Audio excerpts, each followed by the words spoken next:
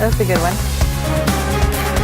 All right, let's go back to this story for a moment now, because the recent wave of terror attacks, including the mall ambush in Kenya, have raised new questions as to why the word Islamic radicalism is not used when we have these discussions about terrorism.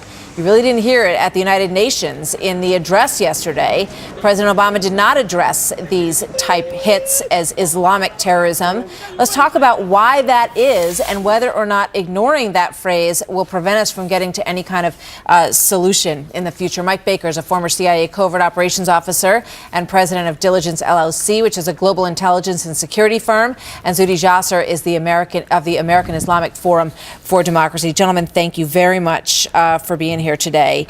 You know, I mean, I guess that's the question. Earlier in the show today, we outlined the 10 countries in which Christians have been targeted and killed. More than 100 churches have been burned and ruined in the course of this terrorism that exists. Mike, let me start with you. If we don't call it what it is and we don't recognize from whence it comes, can we ever hope to deal with it? Well, not in as effective a manner as we should. You know, you've got to be able to understand the nature of the beast if you're taking it on. But this has been a reluctance for years now, stretching back into the Bush administration. And it's been a fairly concerted effort to de-link these words, essentially trying to remove the words of fundamentalist terrorism, of radical Islam from our language, and to the point where they've rewritten manuals. They've had instructional seminars on how to refer to this without bringing those words in, as if you take the words out, then you change the reality, and it's not really radical Islam that we're dealing with. Zuhdi, do the words matter? Oh, absolutely. Well, I think the words matter. Yeah.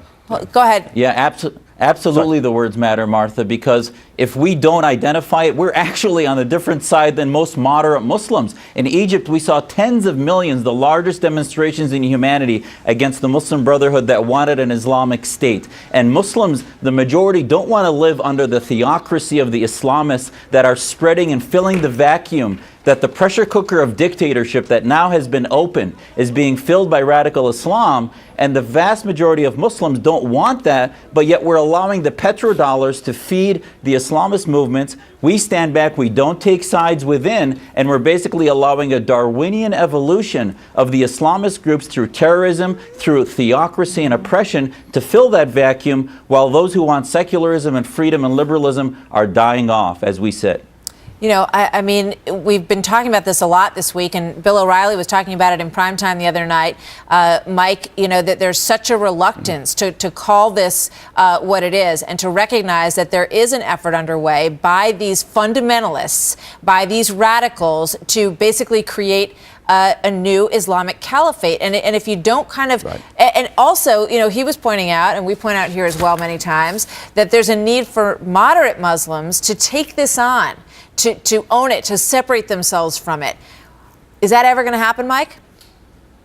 Well, I don't think it will. I mean, look, there's been a concerted lobbying effort for several years. You look at CARE, at the Center for American and Islamic Relations, and the work that they do specifically to remove this references to radical Islam. And look, it minimizes the problem. If what we're fighting is Al Qaeda or AQAP or Al Shabaab, then, you know, in our minds here in America in particular, we start to imagine that this is some sort of end game. We can defeat these small groups, and we minimize what the real threat is, and also the fact that this is a long-term problem that's not going away anytime soon just because we may have success against a particular small group. Because then it becomes just a military tactic and a military effort from one group to defeat another group. But Zuhdi, you have to recognize, as I know you do, and you've written so eloquently about this, the underlying motivation and where it comes from. Absolutely, and that's why in my book, A Battle for the Soul of Islam, this is a battle within. And if the West doesn't have the courage to take sides within the House of Islam,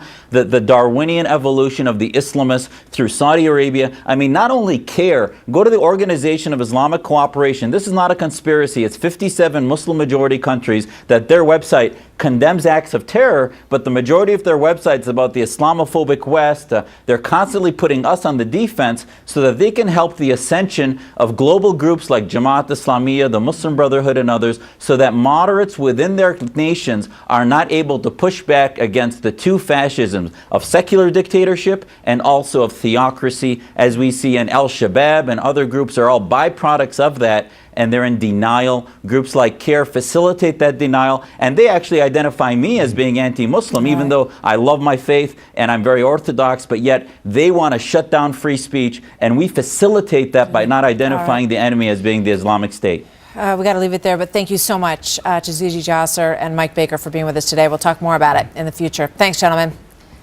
Thank you, Martha.